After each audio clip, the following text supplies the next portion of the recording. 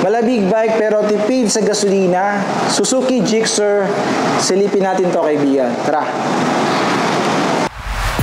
Be part of our Kaibi Gun community in Facebook and enjoy the following special perks of being a Kaibi Gun community member.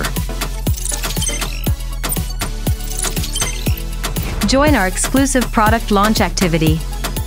Members can join exclusive events such as motor shows, gatherings, motor rides, etc. Express your opinion by feedback or comments, surveys, and poll questions. They can even send a private message if they have concerns or queries. Join our special promotion, like raffle draws, a referral program to get incentives, and Kaibi Gun card benefits. 5% discount on oil and spare parts. 10% discount on accessories, apparels and merchandise. 10% discount on labor charges. 1% discount on purchases of brand new motorcycle. Wow. What are you waiting for? Kaibi Gun. Be part of our Kaibi Gun community. Maraming salamat, Motorcentral Kaibigan Community. Salamat, Motorcentral!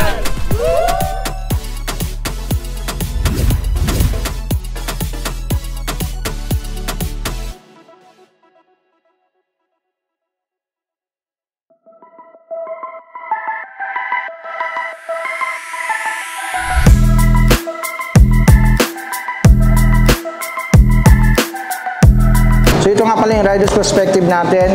I'm a 5'8", 5'8" yung height natin. So tingnan natin yung itsura natin kasi sinakyan natin itong Gixxer 150 ng Suzuki. So ito yung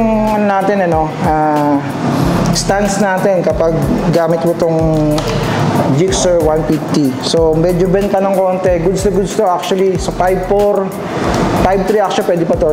Tip to ka nga lang kasi medyo malalim yung kanyang upuan, Hindi napakalaki ng tangke. So titingnan natin to yung ilan yung laman nito mamaya, papakita natin sa inyo.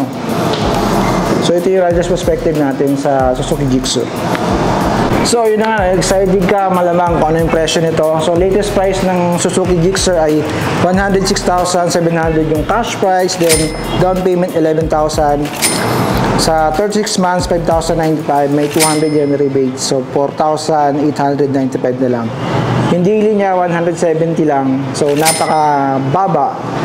Magkatabi ka lang ng 170, meron ka ng Gixxer na latest edition ng Suzuki. So yung headlight niya, LED na rin, high and low.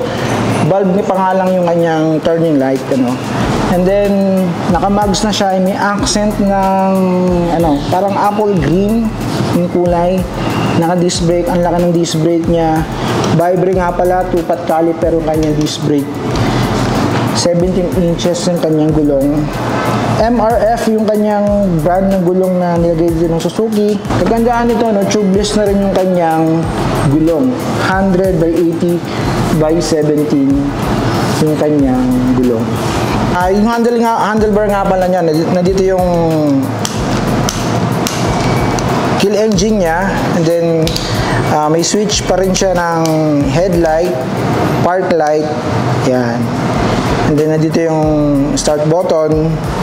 Kagandaan nito, meron siyang passer light, high-low ng headlight. So nandito yung turning signal niya, and then yung busina. Then, of course, yung clutch. Full digital na rin yung kanyang panel. Yung size naman ng gulong niya sa likuran, 140 by 60 by 17. Tubeless na rin. And then, meron siyang mudguard dito. So, para iwas putik na rin siya dito sa top ng kanyang top guard na meron na rin siya dito. So, nakamag siya, tubeless, vibre, single pot caliper yung likod, disc brake. And na-observe din yung tambucho niya, sporty, napakalaki, na add-on dun sa match dun sa kanyang sa kanyang katawan na masculine ika nga.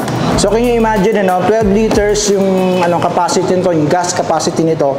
And then 50 kilometers per liter yung takbo niya.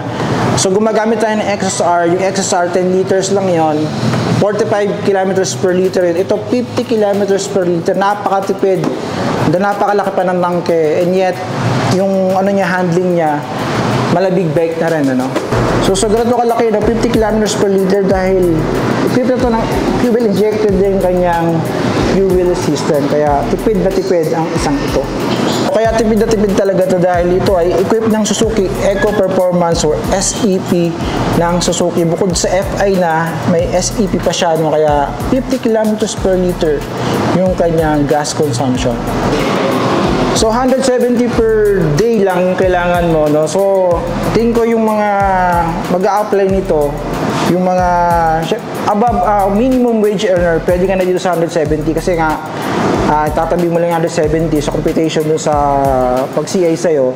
Pasok ka nito, security guard, factory worker, sa mall, pasok ka dito, no? So kaya nga itong ano na to, itong motor na to na backbone na big biking feels, malayo mararating mo. Goods na goods ang isang ito para sa everyday use, ika nga. At kung nagustuhan mo yung content for the day, consider to subscribe and hit that notification bell para notify ka sa mga future uploads natin. Yun lang, see you in the next video, kaibigan.